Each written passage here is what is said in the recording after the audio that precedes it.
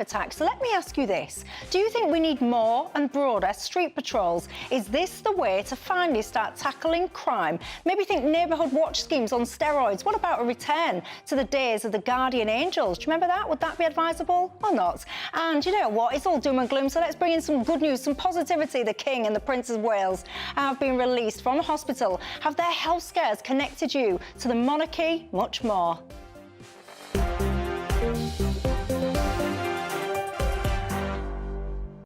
Yes, indeed. I've got all of that to come in the next hour and more. But before we get stuck into it, let's cross live for tonight's latest news headlines with Polly Middlehurst.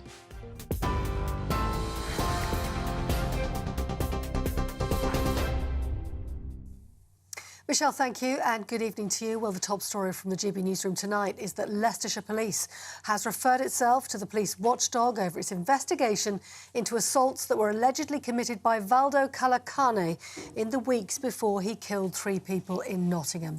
It follows a special review ordered into the NHS Mental Health Trust, which treated the 32-year-old. Valdo Calacane was given a hospital order after he was found to be suffering from paranoid schizophrenia when he killed 3 people in Nottingham and attempted to kill 3 others.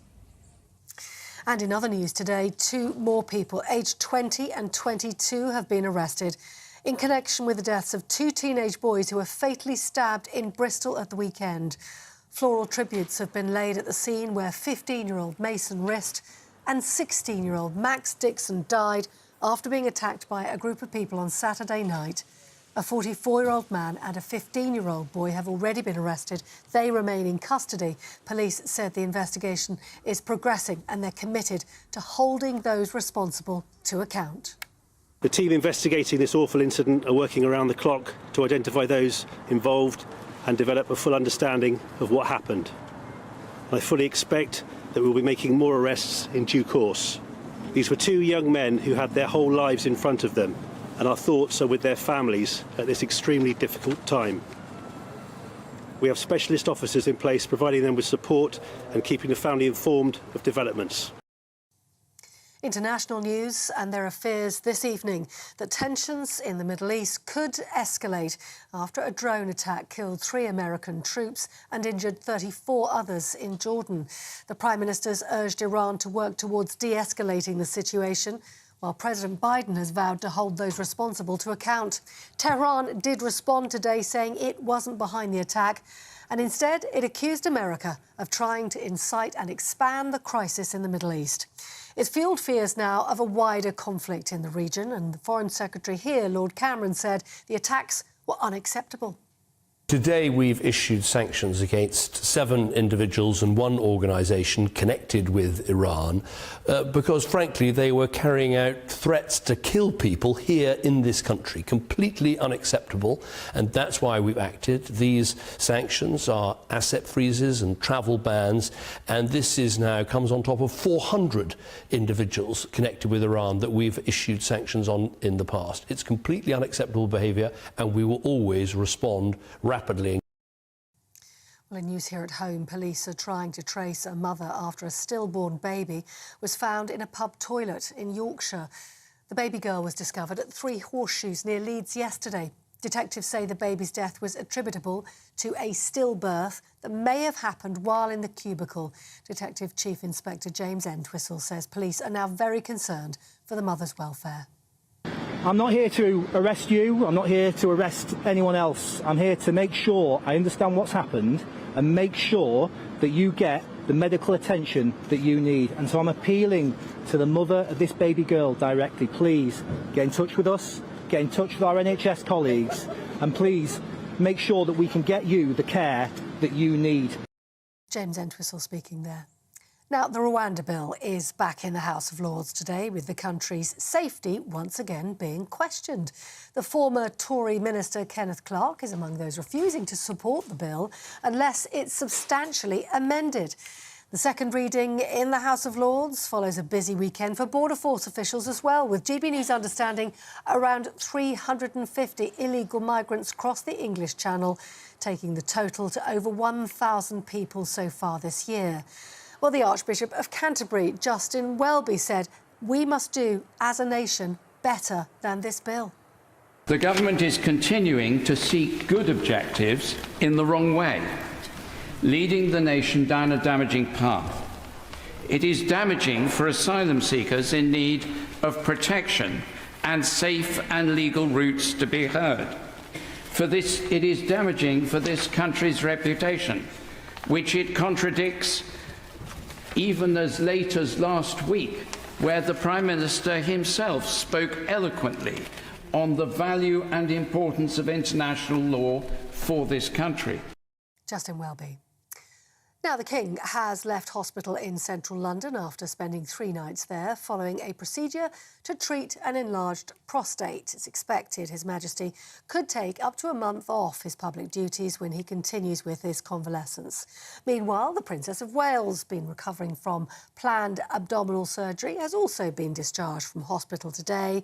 She's returned to her home in Windsor and is said to be making good progress after her operation. And lastly, the Prime Minister said today he's taking strong action to protect children from vaping. During a school visit in County Durham, Rishi Sunak said he wants to stamp out the habit among young people by banning disposable vapes. It's understood the ban will come into force within the next year. If you're watching on TV and you'd like the latest news stories, sign up for GB News alerts by scanning the QR code on your screen. This is Britain's News Channel.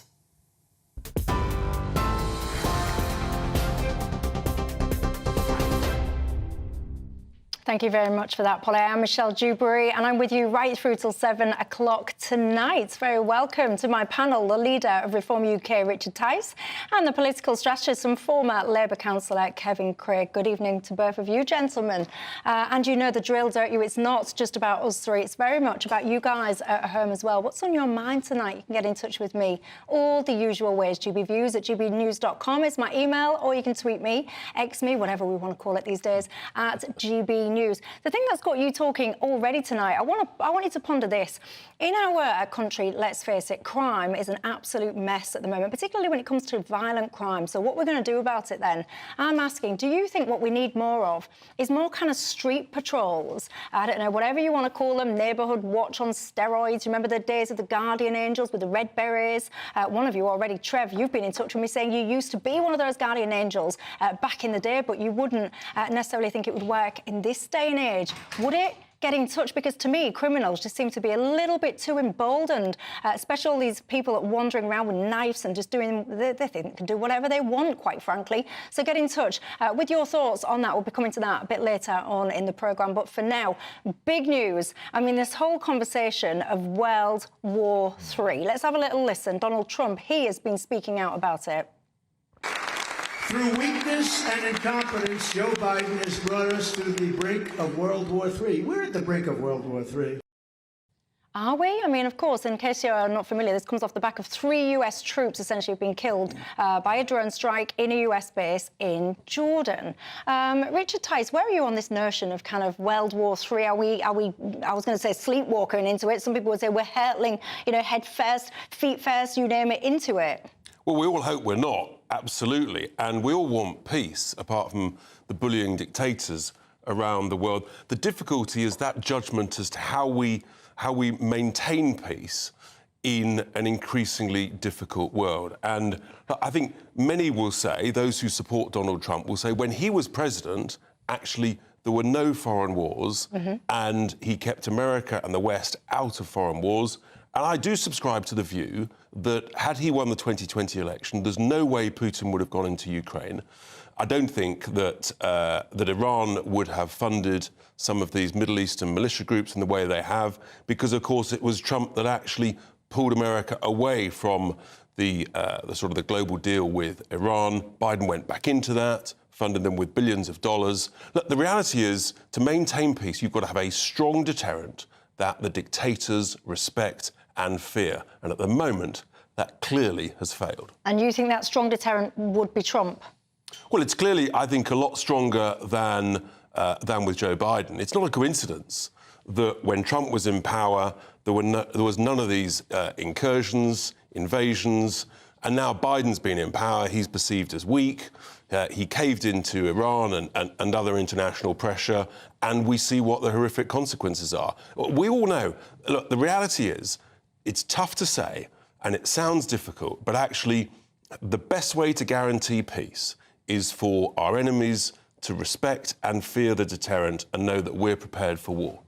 Where are you on it, Kevin? Well, I always like to help GB News, and when we say what Donald Trump said today, we should always add convicted sex offender, multiple times a liar, right? So let's add that to Donald Trump. But hold on, do you do that for every single person that you reference? When you're talking about somebody, do you add all these bits and pieces on, or is it just with him? With Donald Trump, because I think he's such a negative influence both on the United States and the world. And I think that if he's going to lead a bulletin, we need to remember he's been indicted for trying to overturn election results in the United States. And he is, it's on the record, he's a proven sex offender. So that this context, right? Because you're asking us, what do we think? Is there going to be World War III? No, I don't believe so, because I think a lot of what comes out of Donald Trump's mouth is rubbish. Now, to come on to some of the more serious and good points that Richard made, you know, is the world safer with the Trump president?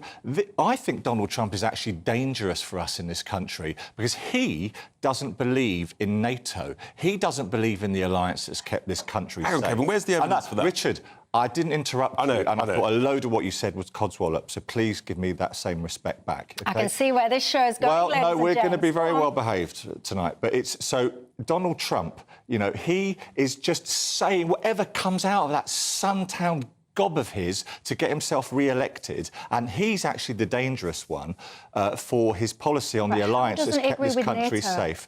Well, he's the one who threatened to remove America's funding of the North Atlantic Alliance. Wasn't that less about him agreeing with NATO and more about the fact that he would say that many of the member states, I think it's only 7 out of the 30-odd, actually meet their spending commitments, and he would argue, and therefore the US end up sticking their hands deeper in their pockets to bail out the countries that can't even afford to pay for themselves. Wasn't that his issue? There were different levels of funding of NATO, and I think Germany was one example, but, you know, it's not... But that was his issue, wasn't it? His issue was, why am I paying for your lot when you won't even pay for yourself? So it wasn't that he didn't agree with NATO, it was the funding. Well, am I wrong? The facts are as you put them, but is it the right thing to do? So in other words, hang on, let's be clear. Michelle is right, you're completely wrong on that. Richard, sorry, Kevin, you've had your say. Are you his mate? Have you met him? I've never met him. I've never spoken to him. Why would you say I was mate? No, the reality is... And I let you go, so I'm not... And I've let you have a good piece. I'm not letting you do it. She's in charge, not you.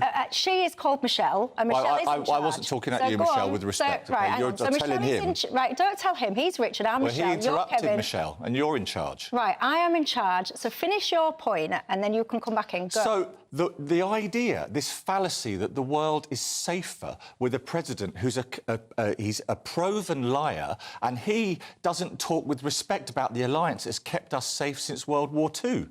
Right, but just help me understand. How is he being disrespectful to NATO versus... Because I'm not hearing him being disrespectful to NATO. What I'm hearing him say is to the people that are not meeting their spending commitments on defence, he is saying, I'm tired of bailing you out. But he threatened to pull the United States out of NATO. Because he's tired of having to pick up the tab for everybody else. Is that responsible? Or do you talk to your fellow leaders and you say, guys, what can we do to help you put your share in? Well, I would suggest that those conversations have perhaps been had and people are still not doing it, hence he's now got to the point of the last resort. Anyway, Richard, bring you back in. Look, the point is, he wasn't saying he was going to pull out of NATO. He worked on a basis that all of the previous discussions by American presidents to get NATO members to cough up their fair share had failed. And he approached it in a different, tougher, brusquer way that many people find uncomfortable. But the reality is, the result is, people are upping their contributions. I think that, you know, NATO is our great defender, but people have got to pay their way. It's not unreasonable. I think you'd hopefully probably agree with that. Indeed. I think in the dangerous world, regrettably, actually, we need to increase our defence spending because there's so many different technological challenges. At the one end, you've got old-fashioned tank warfare. At the other end, you've got drone warfare and other new technology, so it's really difficult. Would you be in a partnership where you had to continuously pick up the tab for the other partners because they wouldn't pay their way? No. No, So why I talk to them and say, guys, I'd say a collective safety in a dangerous world full of evil people relies on us all chipping in. And what if they looked at it and went, yeah, we agree, and off they went, and it didn't make a blind bit of difference, and you talk to them again, then you talk to them again, then what would you do? But Donald Trump's not somebody who's reasonable. He doesn't talk to fellow leaders like that, does so he? you don't think... You're right, he doesn't, but the reality is he was sick and tired of that approach being tried and failing, and he just approached it in a different way, and I think he's getting results. I just look at the evidence here, which is that when he was in charge, it was a more peaceful world. 4 years, Richard. 4 years. No, I'm not going 4 years. No. 4 years, and we've nearly had 4 years of a Biden presidency in which the world now feels, I think most would agree, a lot less safe place. Well, there are many millions of people who would respectfully say that they did not feel that with Trump, with his finger over the nuclear button, that it felt a safer place. But isn't the whole point of having a nuclear button that you actually think that you would have somebody that has the chops, for want of a cruder phrase, to actually press that button? When you've got someone like a Jeremy Corbyn type on the other side of the coin, when asked and said, would you use this button? Well, no, of course not, because I'm not into those kind of things. Yes, but you've got to think that the person in charge would use that. You do, but you also, don't we want our world leaders to be people we can admire and respect? And, OK, the problem with Donald Trump is, look how he talks about women. The guy, he's just not admirable. He also tried to overturn a democratic election. Who can support that? Oh, this is a fake. This election was stolen. He's going around America saying the election was stolen. Do we believe that here tonight? But is this a debate about him as an individual, or actually the geopolitical challenges the world faces and how we avoid the horrific descent into something akin to a global war? And I think that these are, for me, I just think we've got to have a strong, robust deterrent, and that is the way that bullies will respect that. But what is that deterrent then? Because, for example... That deterrent is being strong at every level. So it's having strong, well-equipped, well-trained armed forces ready to defend the Western interests as a collective. That's what it is. And that goes from, bluntly, boots on the ground all the way up to the greatest defence of all, but also the most horrific, which is the nuclear deterrent. It's that full spectrum. At the moment, what we've got is we've got a nuclear deterrent, but actually I feel the UK, for example, is very weak in terms of its ability to deploy. We can't even deploy 2 aircraft carriers we paid £8 billion for because we haven't got the ships and the sailors to protect them. And indeed, the dangers for aircraft carriers, for example, are much greater than they were when they were designed and built. And this is part of the technological challenge. I mean, you know, if we're going to talk about the way that our armed forces have been neglected in the last 14 years, I think we'll find a high degree of agreement between us. And are you in favour of the nuclear deterrent, so in the form of Trident? Is that something that you support? I think the nuclear deterrent is essential to our safety of this country. I think it's absolutely pivotal. I think we as it's a horrific weapon, but we have to have it, and we have to have leaders who the evil people in the world believe it would seriously be considered. Nobody would ever want to use it, but you know, the world is full of mad, bad, and dangerous people. I mean, and is that Keir Starmer then? So would Keir Starmer, in your mind, you know him, would he be that person that absolutely is willing to press that button? He's been very articulate about the horror of nuclear weapons and his willingness to protect the people of this country. You run a political party. Would you be willing and wanting to push that button if you had to? Look, the key thing is, in a sense, to ensure that no leader is in that position. The way you do that is to have really strong, well-equipped armed forces across the Western world so that people actually respect. I got that, but I was asking you, if you was in that position, as that leader, you run the political party... Ultimately, if you're in charge of running a country, you've got that nuclear deterrent, and the way you create respect and fear is in the worst-case scenario, that your enemy knows that you'd be prepared to use it. What do you make to it all? Get in touch with me. And what a cheery start to my first day back. I've been off ill for the last few days. Looking at the news agenda today, I was like, what? World War III? What is going on? What do you make to it? Do you take this conversation about what Donald Trump is saying seriously? Do you sit there and think, yeah, this is something I'm worried about? Or do you just think everyone, just quite frankly, needs to calm down a little bit? You tell me. Coming up after the break, the Rwanda plan. Of course, now...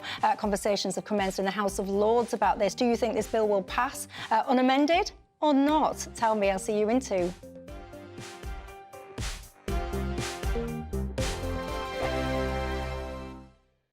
I'm Christopher Hope. And I'm Gloria Di Piero, bringing you PMQ's Live here on GB News. Every Wednesday we'll bring you live coverage of Prime Minister's questions when Rishi Sunak and Sir Keir Starmer go head-to-head in the House of Commons. We'll be asking our viewers and listeners to submit the questions that they would like to put to the Prime Minister, and we'll put that to our panel of top politicians in our Westminster studio. That's PMQ's Live here on GB News, Britain's election channel. Good afternoon, Britain. Good afternoon, Britain. Join us, Tom and Emily, To find out what's happening in the heart of Westminster. and why it matters to you. Weekdays from midday, we bring you the most compelling stories from across the United Kingdom. And from your doorstep to our inbox, That's right, we want to hear from you, GB News. Britain's news channel. GB News, unlike other broadcasters, isn't obsessed with the London-Westminster bubble. We think there's a nation beyond the M25, and that's why we talk about the issues that matter across the land. Join me on State of the Nation, 8 to 9 o'clock, Monday to Thursday, on GB News. Daisy's listening, and you should too. In the GB Newsroom, we bring you the news as it happens. With our team of dedicated journalists across the UK, we're ready to give you accurate reporting every day. When the news breaks, we'll be there with bulletins on GB News, the People's Channel, Britain's news channel. Big news, big debates, big opinion. Patrick Christie's Tonight is the week's biggest show. Every weekday, 9 to 11 p.m, we've got the inside track on the day's top stories. There'll be sharp takes you won't get anywhere else. We will set the news agenda, not just follow it, and I want to bring you along for the ride. Whatever it is, we'll have our finger on the pulse. It's news, but it's this close to entertainment. Patrick Christie's Tonight, 9 to 11 p.m, only on GB News, the People's Channel, Britain's news channel. Your weekend starts here with Friday Night Live with me, Mark Dolan, 8 till 9 on GB News. Big stories, big guests and big laughs as we get you ready for a cracking weekend. That's Friday Night Live with Mark Dolan, Fridays 8 till 9 on GB News. Bring your own drinks, the admission's free.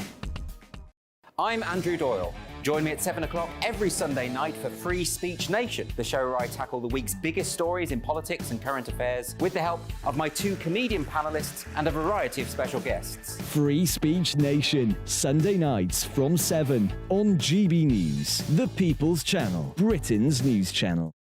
Wake up to the headlines with Headliners every morning at 5 a.m. We treat you to the day's biggest stories before anyone else, 7 days a week. You can catch up on everything you need to know before you've even had your kippers. Headliners every morning at 5 a.m, only on GB News, the People's Channel, Britain's news channel.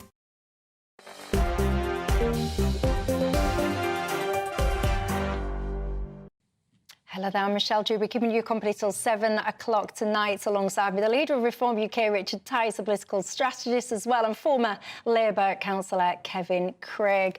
We're smiling because when we go to a break, we do like to read what people have to say, don't we, I just want to say, Michelle, thank you very much to everybody for the warm wishes this evening. He's feeling, yeah, you've warmed the cockles of Kevin Craig with your warm words. That's all I can say. I do have my tongue in my cheek, perhaps, and I shall leave it to your imagination in case you've just tuned in. Let's move on, shall we? The House of Lords have been debating the government's Rwanda legislation today. I've got to say, it's been going so far the way you might have expected it to. The Archbishop of Canterbury, Justin Welby, he has been speaking out. Let's have a listen.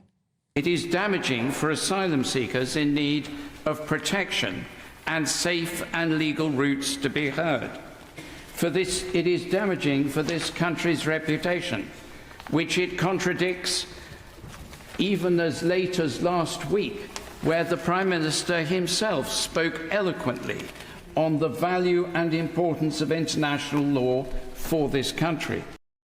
Oh, I mean, where do we even begin with this? I'm sure you guys will have some strong thoughts at home, but Richard Tice, start wherever you want with this, either the Wellbeing piece or whatever you think is going to happen next in the House of Lords with this Rwanda bill.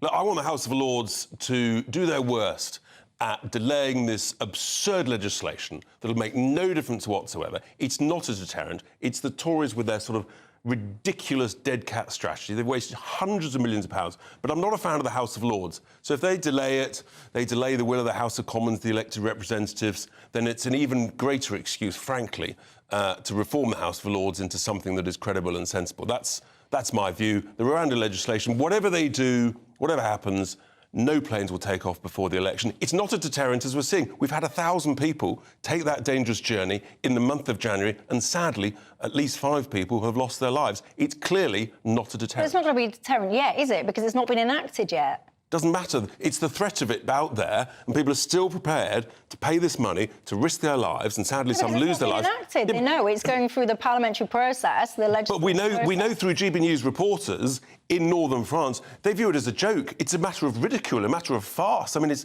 like sort of old Not the 9 o'clock news comedy sketch. The whole thing's ridiculous. Yeah, but once it was passed, I mean, once it's been passed, I mean, I'll be the optimist on the panel. So let's just assume and hope it gets passed, and let's just assume and hope these planes take off the ground. You're telling me that for some fella in France who's about to part with whatever it is, $3,000 or whatever, to try and get to the UK, telling me it wouldn't deter him a little No, because he's going to play the odds game and realise that it's only a few hundred that we've basically got committed to go there. There's 30 to 40,000 likely to come over in 2024. He or she will take their chances. That's the reality. Or even simpler than that, he'll probably say he can't take malaria tablets, because I think if you've got some kind of reason... I mean, I'm going to stop before I start planting ideas into people's heads. Anyway, Kevin, where are you? Well, I think you'll find a strong level of agreement between what somebody from the Reform Party just said and a Labour Party supporter, who we're all looking at this thinking this Tory government has spent over 400 million quid so far. The old jokes are the best, Michelle. They've sent more Home Secretaries than they have illegal asylum seekers. Boom, boom. And, you know, it just does... It won't work. And the fact about the deterrent is right. Even if it went through, it would affect 1% of people. Now, is there a high level of public concern about immigration asylum? Yes. And that's OK for people to feel like that. It's not racist to be worried about immigration and asylum. It's not racist to be worried about crimes that people who shouldn't be here commit on the streets. But is there a wonder, what do you call it, a dead cat? And he's right, you know, it's a joke. But people have stopped listening to the Conservative government. Have they? Yeah. Yeah. You seen the opinion polls? Have you? His lot, Michelle, his lot may even come second in Wellingborough, you know, in the by-election. I do.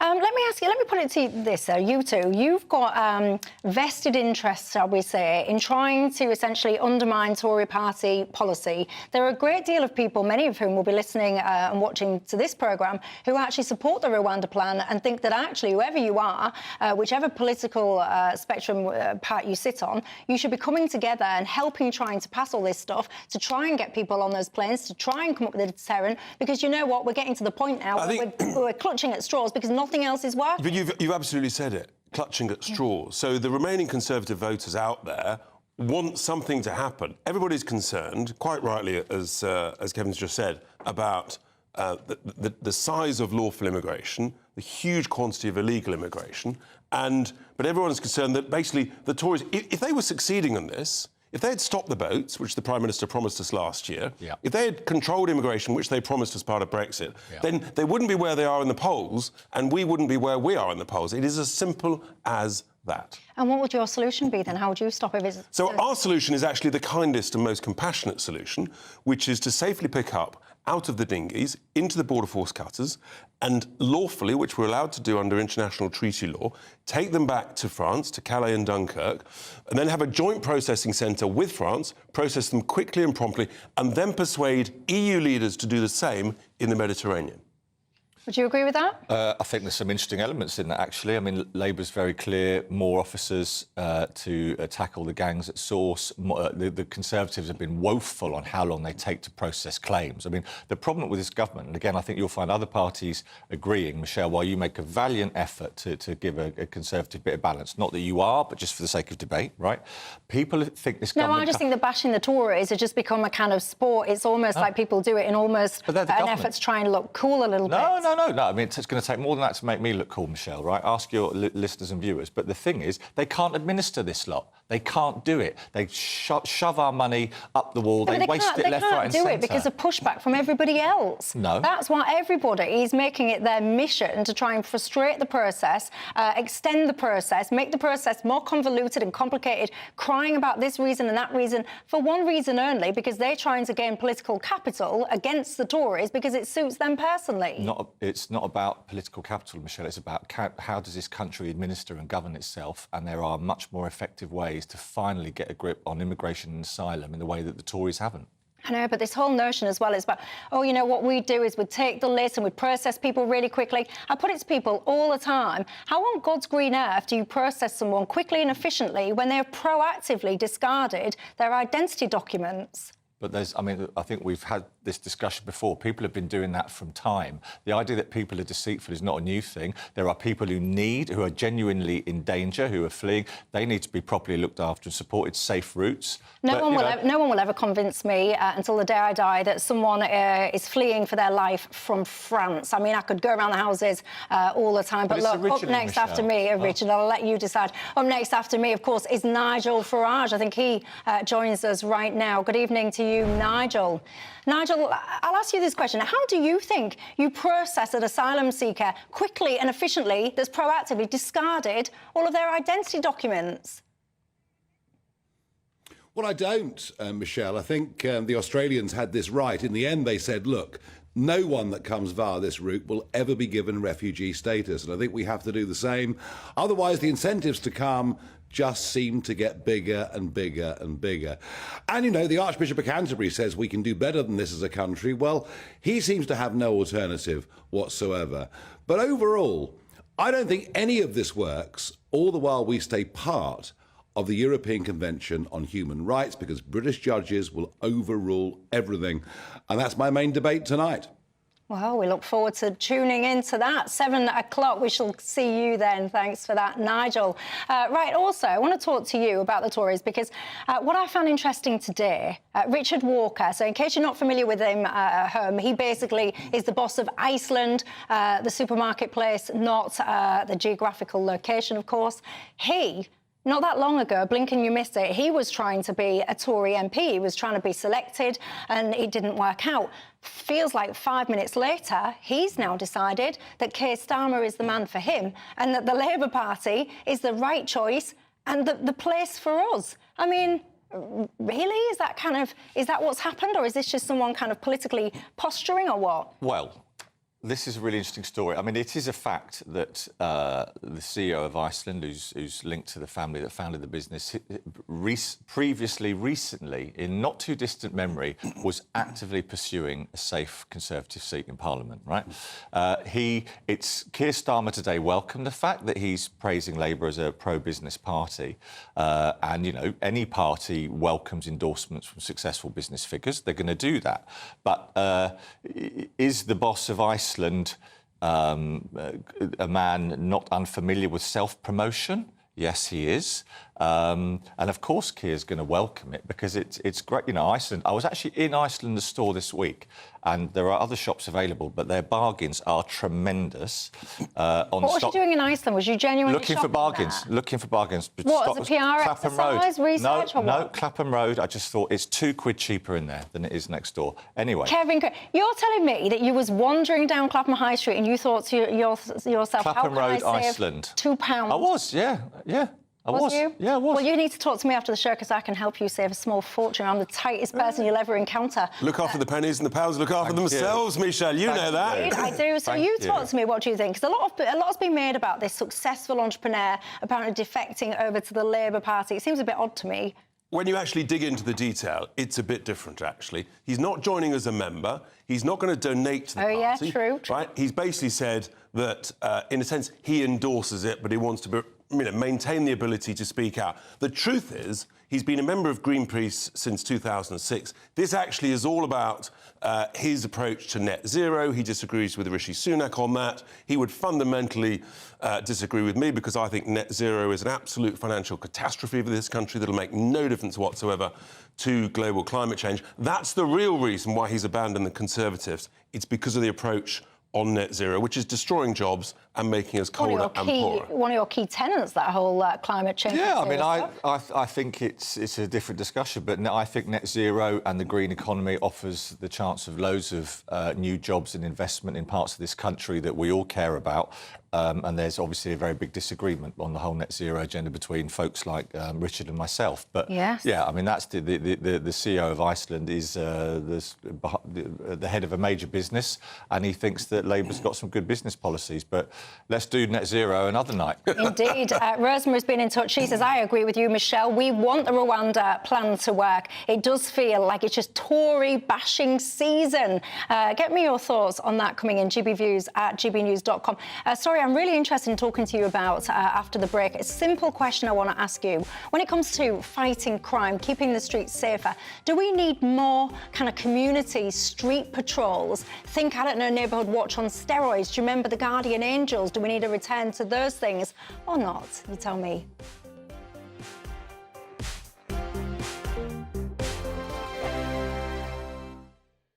2024, a battleground year. The year the nation decides. As the parties gear up their campaigns for the next general election. Who will be left standing when the British people make one of the biggest decisions of their lives? Who will rise? And who will fall? Let's find out together. For every moment, the highs, the lows, the twists and turns. We'll be with you for every step of this journey. In 2024, GB News is Britain's election channel.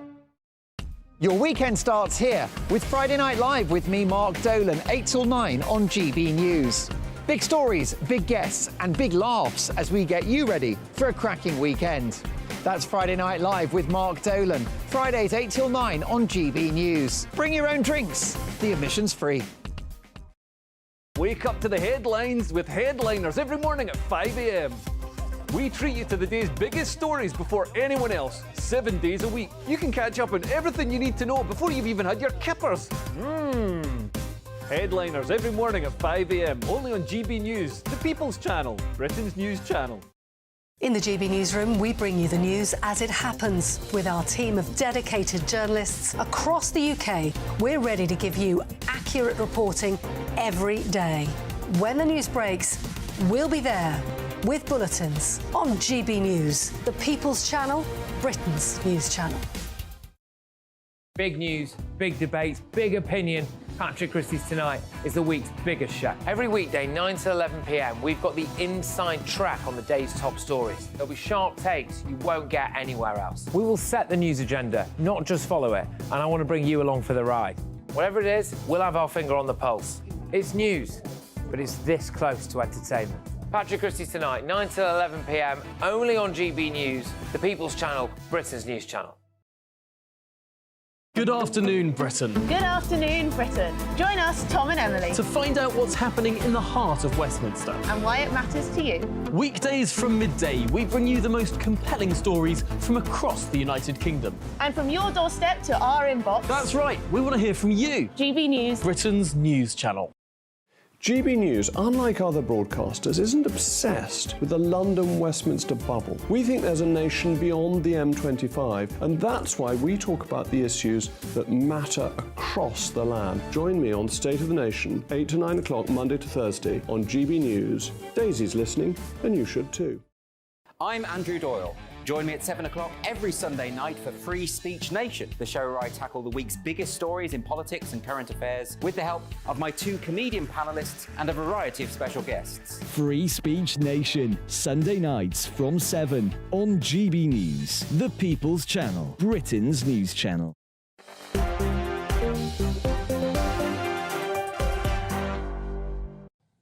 Hello there, welcome back to Dewbs & Co. With me, Michelle Dewberry. We've got Richard Tyson, Kevin Craig remaining alongside me. Let's get straight into my next topic, shall we? Because I saw something today, it really kind of stopped me in my tracks. Long story short, this guy took a knife and was threatening people, and he was threatening people in a Jewish grocery shop. Now, he was then, apparently the same person, was detained by a Jewish voluntary street patrol group they called Shomrim, and then he was subsequently arrested. I'll leave that kind of case to one one side just because it's an ongoing legal case. I can't really comment on it.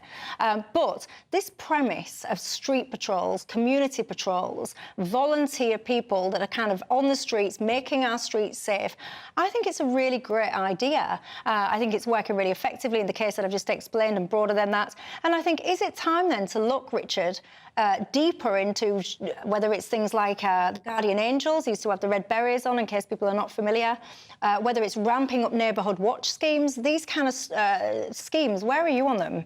I think actually you've got to look at all of this stuff, because the current scenario is the worst of all worlds, where people are not feeling safe on their streets, in their communities, there's less police on the streets, and the charging rate has collapsed. And the best thing is to prevent crime happening in the first place. And if that means actually voluntary groups, community groups, looking out for each other, I think that's all a good thing. And in a sense, that is probably going back to what used to happen 50, 70 years ago, when many more people knew their neighbours, everybody else on the street, knew the good uns and the wrong uns.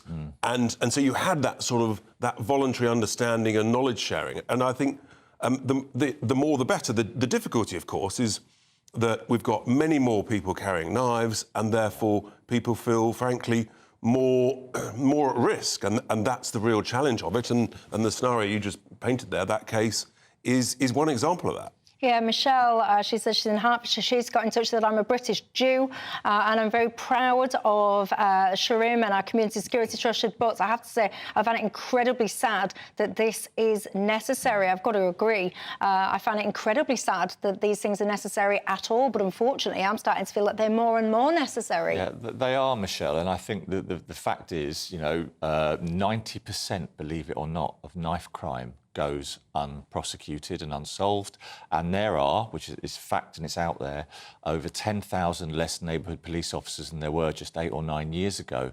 And so I admire and I respect and I am grateful for any citizen who volunteers to try and help keep the streets safe. But the answer is in more police, and going back to what Richard talked about before, it makes us feel safe on the streets. We don't have enough police officers. But that takes time. I mean, I don't disagree with you, by the way. I don't dispute the fact, actually, it would be better to have some fully qualified, fully trained, whatever, police officers. I agree. But, of course, that takes time to recruit, train, pass the test, whatever. In the here and now, we just had again at the weekend another 2 little boys, well, not little boys, teenage boys. Yeah. It's horrendous getting stabbed.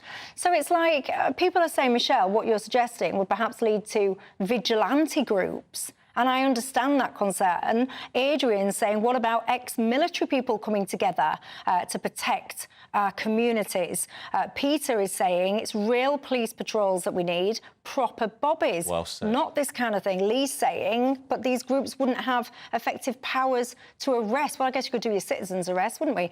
Diane's saying she finds it a miracle we don't already have vigilante groups all over the place. It's an interesting mix of all of those, actually. I think all of those observations are correct, and you don't want vigilantes running amok and out of control, and we do want more bobbies on the beat. That element of prevention, it's a bit like what we were talking about earlier, that actually deterrent is the best way of guaranteeing peace, whether it's a nation at war or, frankly, peace on our streets and in our communities. And the other thing is that actually there are so many knives now on the streets, and that is an absolute catastrophe.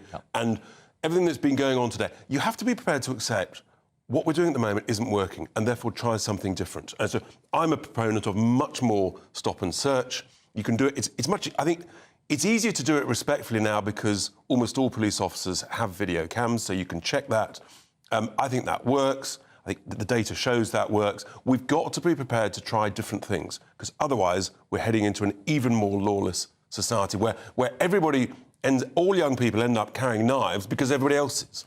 I know it is. I mean, I saw this video of this particular knife, whatever you want to call it. I'm trying not to get into it just for legal reasons, not because I don't want to. Trust me, I really do want to get into it. But it's just, you're watching it, it's really, really terrifying. And then it's kind of like you sit there as a passerby and you think, right, this is wrong. What's unfolding in front of me is wrong. Do I get involved? Do I try and help? Or am I going to end up perhaps not going home to my children tonight because I've tried to help this stranger? And then I've become on the receiving end of the blade instead of the other person. And it's terrifying.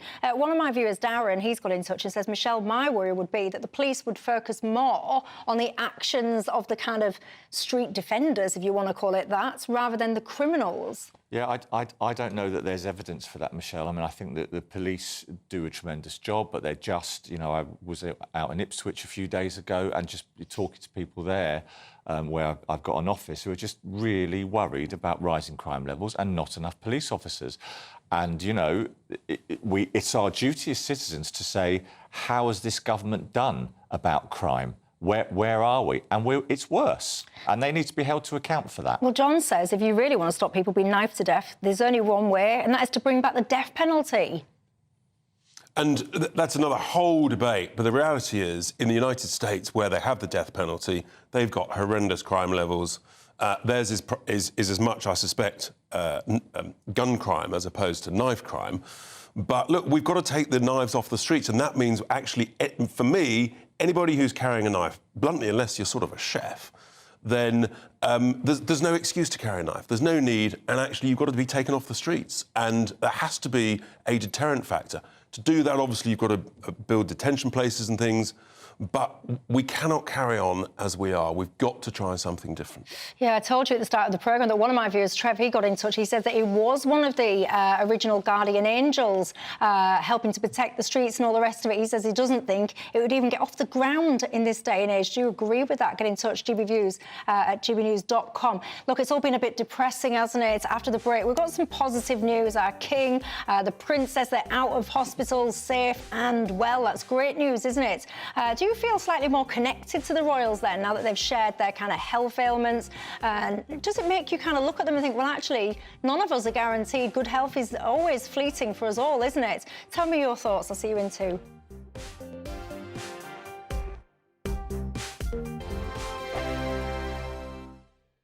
Good afternoon, Britain. Good afternoon, Britain. Join us, Tom and Emily, To find out what's happening in the heart of Westminster. and why it matters to you. Weekdays from midday, we bring you the most compelling stories from across the United Kingdom. And from your doorstep to our inbox. That's right, we want to hear from you. GB News, Britain's news channel. Every Sunday from 11, join Michael Portillo. There will be topical discussion, looking at the week before and the week to come. So kick back and relax at 11 a.m. on Sundays on GB News with me, Michael Portillo. GB News, the People's Channel, Britain's news channel. Your weekend starts here with Friday Night Live with me, Mark Dolan, 8 till 9 on GB News. Big stories, big guests and big laughs as we get you ready for a cracking weekend. That's Friday Night Live with Mark Dolan. Fridays 8 till 9 on GB News. Bring your own drinks. The admission's free. Big news, big debates, big opinion. Patrick Christie's Tonight is the week's biggest show. Every weekday, 9 to 11 p.m, we've got the inside track on the day's top stories. There'll be sharp takes you won't get anywhere else. We will set the news agenda, not just follow it, and I want to bring you along for the ride. Whatever it is, we'll have our finger on the pulse. It's news, but it's this close to entertainment. Patrick Christie's Tonight, 9 to 11 p.m, only on GB News, the People's Channel, Britain's news channel. Join us every night on GB News at 11 p.m. for Headliners, which is 3 top comedians going through the next day's news stories, which is exactly what you need, because when the establishment has gone crazy, you need some craziness to make sense of it. Headliners. You don't have to bother reading the newspaper. We've got it covered for you. Every night at 11 p.m. and repeated every morning at 5 a.m. We won't send you to sleep like some of the other paper review shows out there. So join us 11 p.m. every night on GB News. The People's Channel, Britain's news channel. Tired of the usual focus-tested, pre-prepared Westminster runaround? Well, so am I. So you want higher taxes? Is your department to blame for this? Are you rethinking this policy? Every Sunday at 9:30, I'll be sitting down with those in power to get the truth about the issues affecting you. Let's be honest, we've known about the cost pressures of this project for years, not months. That's the Camilla Tominey Show, a politics show with personality. On GB News, the People's Channel, Britain's news channel.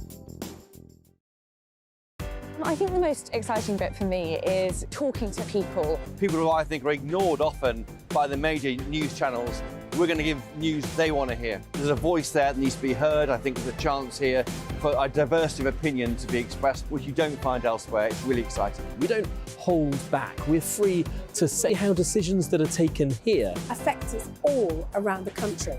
Only on GB News, the People's Channel, Britain's news channel.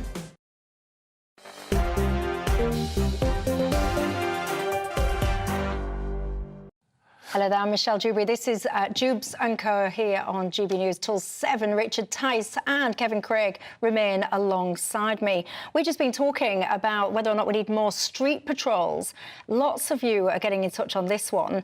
Craig says, if it was up to me, I would have troops patrolling the streets all night. It feels like we live in a lawless country. Is that what we need, the military on the streets? Do you think that would calm the situation, or do you think it'd inflame situations?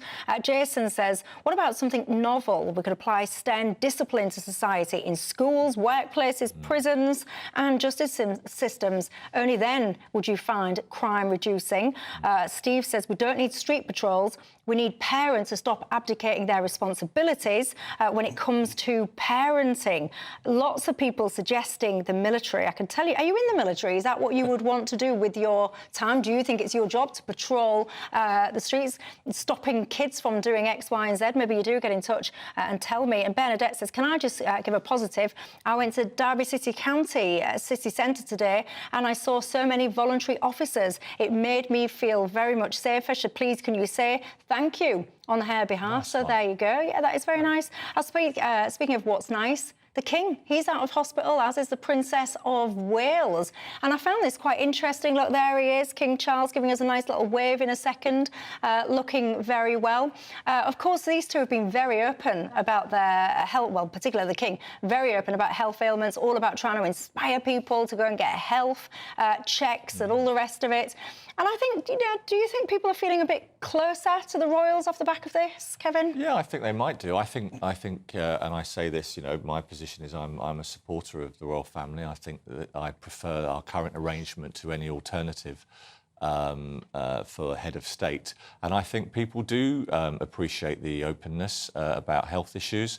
And I think it's no bad thing. And I believe that both the King and the other royals are doing a difficult job well. Richard? Yeah, I agree. I'm a massive supporter. In a sense, I don't think I could get any closer to them. But it is very interesting, this different, more open tone by the King, sharing the news of his health challenges. And it's quite inspirational, actually, how that has helped others to have the confidence say, not feeling quite right, is this really just right? Maybe I should follow the King's example and just go and get... go and get a checkup. Maybe it's nothing.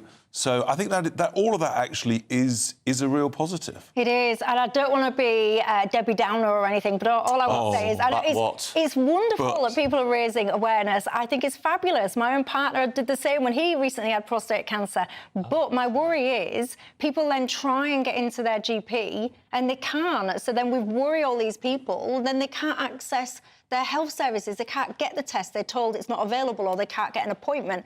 So I think it's great that public figures raise awareness, but then there also needs to be an NHS campaign that supports that spike and that surge in demand to actually make it accessible for your every man on the street who doesn't have the King's level of healthcare to be able to, if he's got a concern or if she's got a concern, to then be able to, get that thing looked at and actually get the test so that they are going to bed at night feeling reassured.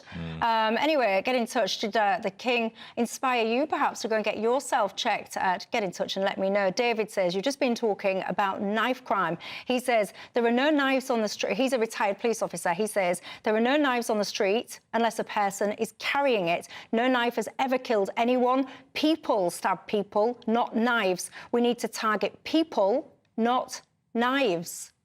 He's right, and that's why, actually, if someone carries a knife, there has to be an instant consequences. You have to take those people off the street for a period of time and educate them around the wrongdoing and rehabilitate people and then give people a second chance. But you've got to get people off the streets. If they don't fear the consequence, then they're going to keep carrying a knife and therefore, tragedies occur as a result. As we've seen this weekend, we're seeing almost every day of the week. It's becoming so common, we almost almost ignore it. What do you make to it all? I shall leave you to ponder that one for tonight. Graham says, Michelle, you keep asking for our opinions, but it's getting rarer and rarer that you read them out. I've never read one of his out, I don't think. Well, there you go, Graham. Tonight, I did. But look, that's all I've got time for. Kevin, thank you for your company. Richard, thank you for yours. And you know that I very much appreciate you, so thank you very much. I try my best to read all of your emails. I promise you that. Nigel Farage up next. Nights. A brighter outlook with Box Solar, sponsors of weather on GB News.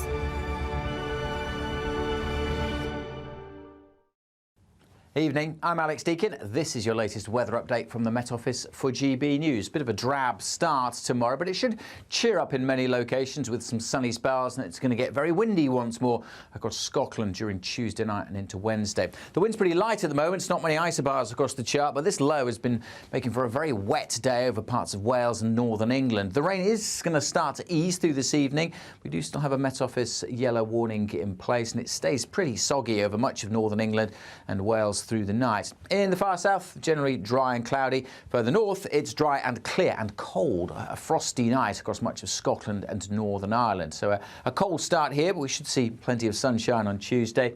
Good chunk of England and Wales will be fairly drab to start. Pretty dank and drizzly still over eastern England. But the rain will be light and continuing to peter out, and the clouds should start to melt away. So certainly for Wales, a much brighter day, and brightening up over northern England too. It may stay fairly cloudy in the southeast. 10 Celsius here, so cooler than today. Elsewhere, 6s and 7s. And then the winds start to pick up later in the northwest, getting very windy across Scotland on Wednesday. We'll see a spell of heavy rain coming through as well. There's a Met Office yellow warning in place for northern Scotland for the strength of the wind, but also turning wet and windy across Northern Ireland. And late in the day, we'll see some of that wet and windy weather in northern England. For a good part of the day, though, most of England and Wales will be dry but cloudy. Goodbye. Looks like things are heating up. Boxed boilers, sponsors of weather on GB News.